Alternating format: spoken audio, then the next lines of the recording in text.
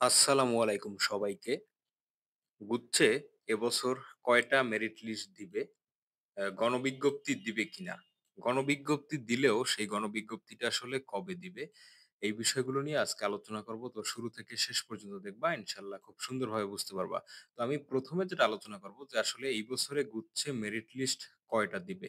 অনেকে অনেক কথা বলতেছে। কেউ বলতেছে ৫ টা, ৬ টা, ৭ টা, ৮ টা পর্যন্ত নাকি মেরিট লিস্ট দিবে।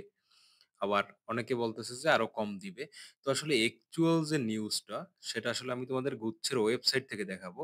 তোমরা ওয়েবসাইটে আসলে এই একটা নোটিস পাবা। এই নোটিসে কিন্তু উল্লেখ করা আছে যে গুচ্ছে আসলে এবছর কয়টা মেরিট লিস্ট দিবে। তো এই যে দেখো, আসন শূন্য থাকা সাপেক্ষে সর্বোচ্চ ৪ বার অপেক্ষমান তালিকা হতে শিক্ষার্থীদের ভর্তির জন্য আহ্বান করা হবে। অর্থাৎ এবছরে মেরিট লিস্ট কয়টা দিবে? ৪ টা দিবে। এইটা কিন্তু তোমাদের ওই যে গুচ্ছের ওয়েবসাইট থেকে নেওয়া। এইটা আসলে কারো মন গড়া কথা না কিন্তু। এটা কোথা থেকে সংগ্রহ করা? গুচ্ছের একদম অফিসিয়াল ওয়েবসাইট থেকে এই তথ্য সংগ্রহ করা। তো তোমরা যদি বিশ্বাস না করো বা তোমাদের যদি বিশ্বাস না হয় সেক্ষেত্রে তোমরা গুচ্ছের ওয়েবসাইটে ঢুকে তোমরা দেখতে পারো। তো আশা করি বুঝতে পারছো যে আসলে গুচ্ছে এবছর কয়টা মেরিট লিস্ট দিবে। তারপরেও কিছু কথা আছে। এক্ষেত্রে আরো কিছু এড করি আমি। তো এই যে মেরিট লিস্টটা দেবে এটা হচ্ছে চূড়ান্ত ভর্তির আগে সর্বোচ্চ ৪ বার মেরিট লিস্ট দিবে। তারপরেও যদি সিট খালি থাকে সেক্ষেত্রে গণবিজ্ঞপ্তি দিবে। ঠিক আছে? তো সামনে আবার আরেকটা কথা আছে যে তোমাদের ৭ কলেজের ভর্তি পরীক্ষা কিন্তু এখন পর্যন্ত অনুষ্ঠিত হয় নাই। সেটা আগামী মাসে বা ১-১.৫ মাস পরে অনুষ্ঠিত হবে বলে আশা করা যাচ্ছে। তো সেক্ষেত্রে কিন্তু অনেক সিট খালি হবে। তো ওই ক্ষেত্রে একটা বিশেষ মেরিট কিন্তু দিতে পারে।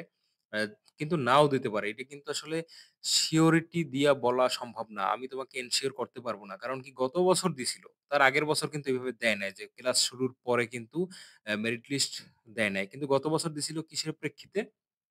শিক্ষার্থীদের আন্দোলনের পরিপ্রেক্ষিতে গুচ্ছ কর্তৃপক্ষ কিন্তু বলছিল যে, সিট খালি থাকা সাপেক্ষে ক্লাস শুরুর পরেও হইতে পারে, মাইগ্রেশন থাকতে পারে বা আরো একটা মেরিট লিস্ট দিতে পারবে তারা যদি সিট খালি থাকে। তো সেইটা কিন্তু হইছিল গত বছর। কারণ গত বছরে গুচ্ছের ক্লাস শুরু হওয়ার পরে ১-১.৫ মাস পরে কৃষি ভর্তি পরীক্ষা হইছিল। তো কৃষিতে অনেক স্টুডেন্ট চলে গেছে। তারপরে যে সিটগুলো খালি ছিল, সেই সিটগুলোতে অ্যা ওয়েটিং এ যারা ছিল সেখান থেকে চান্স পাইছে।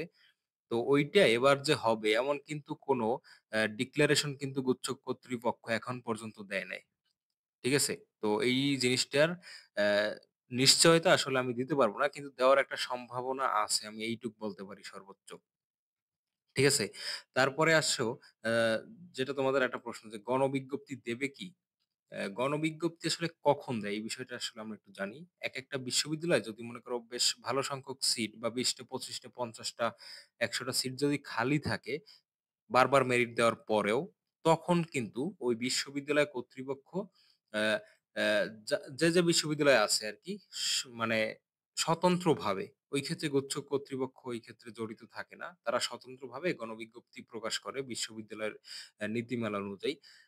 তো সেই ক্ষেত্রে সিট খালি থাকা সাপেক্ষে গণবিজ্ঞপ্তি আসলে দেয়। কিন্তু এবছর তুমি আসলে একটা জিনিস দেখো যে ৩য় মেরিটেও কিন্তু তেমন কেউই সাবজেক্ট পায় নাই।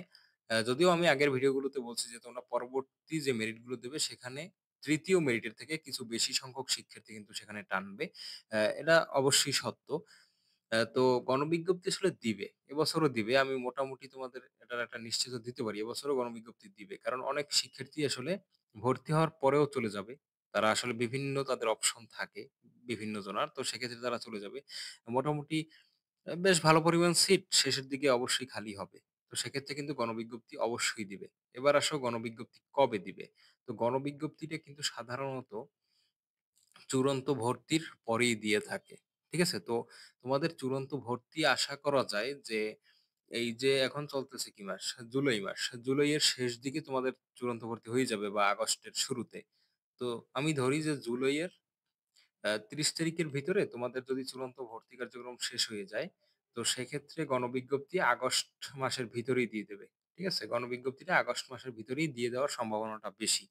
তো এই আরকি। এবং গণবিজ্ঞপ্তি নিয়ে আরো কিছু প্রশ্ন তোমাদের মধ্যে ঘুরপাক খায়। যেমন গণবিজ্ঞপ্তি তো আলাদা, আলাদা বিশ্ববিদ্যালয়ে হবে। বলা যায় প্রত্যেকটা বিশ্ববিদ্যালয় গণবিজ্ঞপ্তি দিবে। কিন্তু তুমি কি আসলে গণবিজ্ঞপ্তির জন্য প্রত্যেকটা বিশ্ববিদ্যালয়ে এলিজিবল হবে? আসলে না। তুমি যে কয়টা বিশ্ববিদ্যালয়ে আবেদন করছো, ওই কয়টা বিশ্ববিদ্যালয়ে যদি গণবিজ্ঞপ্তি দেয়, সেই ক্ষেত্রে ওই কয়টা বিশ্ববিদ্যালয়ের ক্ষেত্রেই তুমি কিন্তু প্রযোজ্য হবা। কিন্তু বাকি যে বিশ্ববিদ্যালয়গুলো আছে, তুমি যেগুলোতে সাবজেক্ট চয়েস দাও নাই, সেইগুলোতে কিন্তু তুমি গণবিজ্ঞপ্তির জন্য এলিজিবল হবা না। ঠিক আছে? তো এই বিষয়টা আশা করি তোমরা বুঝতে পারছো। তো নেক্সট কোন টপিকের উপরে ভিডিও চাও তোমরা? অবশ্যই কমেন্ট বক্সে জানাবা। আর কারো কোনো প্রশ্ন থাকলে অবশ্যই কমেন্ট বক্সে বলবা। ইনশাআল্লাহ আমি রিপ্লাই দেওয়ার চেষ্টা করব। তো তোমরা চ্যানেলটা সাবস্ক্রাইব করে দিও। কারণ আমি সামনে আরো অনেক বেশি গুরুত্বপূর্ণ যে ভিডিওগুলো আছে ওইগুলো আমি আপলোড করে দিব। এবং তোমরা সবচেয়ে যে সত্য যে নিউজটা, সবচেয়ে অথেন্টিক যে নিউজটা এইটাই পাবা ইনশাআল্লাহ। তো আজকে দেখো আমি কিন্তু একদম গুচ্ছের যে ওয়েবসাইটের ভিতরে যে নোটিস দিছে, ওই নোটিসের কাট কইরে কিন্তু তারপর আমি এইখানে নিয়ে আসছি। তোমাদের আসলে কোনো সন্দেহ থাকার এখানে কথা না। আমি এইটাও বলছি যে তোমাদের যদি কারো সন্দেহ থাকে, এই মতামতের সাথে যদি দ্বিমত থাকে, তুমি গুচ্ছের ওয়েবসাইট চেক করতে পারো। সেখানে এটা দেওয়াই আছে। বলা আছে যে সর্বোচ্চ ৪ বার অপেক্ষমান তালিকাতে শিক্ষার্থীদের ভর্তির জন্য আহ্বান করা হবে। কিন্তু তারপরেও যদি সিট উল্লেখযোগ্য সংখ্যক খালি থাকে, তারও মেধা তালিকা দিতে পারে। তো আমার যেটা মনে হয় যে ৪ বার মেরিট দেওয়ার পরে গণবিজ্ঞপ্তি দিয়ে দিবে সিট খালি থাকা সাপেক্ষে, তারপর ভর্তি কার্যক্রম ক্লোজড। ঠিক আছে? তো এবছর আসলে আমি যে কথাগুলো বলতেছি তোমাদের, তোমরা অনেকেই বলছো যে, "ভাই আপনি যে কথা বলেন ওইগুলোই আসলে শেষ পর্যন্ত সঠিক হয়।" তো আসলে এটা আমার জন্য সৌভাগ্য যে তোমরা আমার প্রশংসা করতেছো। আর আমিও চেষ্টা করি তোমাদের অথেন্টিক নিউজটা দেওয়ার জন্যই। তো তোমরা আসলে অনেকের অনেক কথা শুনো যে বছরে ২০,০০০, ২৫,০০০। আমি এমনও শুনছি যে ২৬-২৭,০০০ একজনের পজিশনে আছে। তো সে এক জায়গায় কমেন্ট করছে যে, "ভাই সাবজেক্ট আসবে কিনা?" তো বলছে, "হ্যাঁ, আসবে। গণবিজ্ঞপ্তিতে আসবে।" আসলে গণবিজ্ঞপ্তি যে হাতের মোয়া না, এইটা কিন্তু আমি তোমাদের বিভিন্ন ভিডিওর মাধ্যমে দেখাইছি।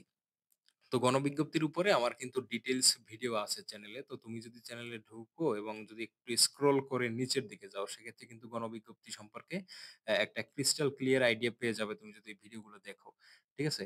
তো তোমাদের আমি আবারও বলি যে তোমরা বিভিন্ন বিষয় নিয়ে কনফিউশন এর ভিতরে থাকো। বিভিন্ন প্রশ্ন তোমাদের মনের ভিতরে ঘুরপাক খায়। তো এই প্রশ্নগুলোর উত্তর পেতে হলে এবং সবসময় সত্য এবং কারেক্ট যে নিউজগুলা, আপডেট যে নিউজগুলো, এগুলো যদি পেতে চাও, তুমি আমার চ্যানেলটা সাবস্ক্রাইব করে রাখো। ইনশাআল্লাহ আমি তোমাদের জন্য সবসময় সর্বদা সঠিক এবং নির্ভুল নিউজটা দেওয়ার চেষ্টা করব। তোমাদের মিথ্যা আশা আমি দিব না। যেটা সত্য ওইটাই তোমারে বলব। ঠিক আছে? তো তুমি আমার চ্যানেলটা সাবস্ক্রাইব করে দিও। আমার জন্য দোয়া করো। তোমাদের জন্য অনেক শুভকামনা এবং দোয়া ভালোবাসা রইলো। সবাই ভালো থাকো, সুস্থ থাকো, সুন্দর থাকো। আল্লাহ হাফিজ।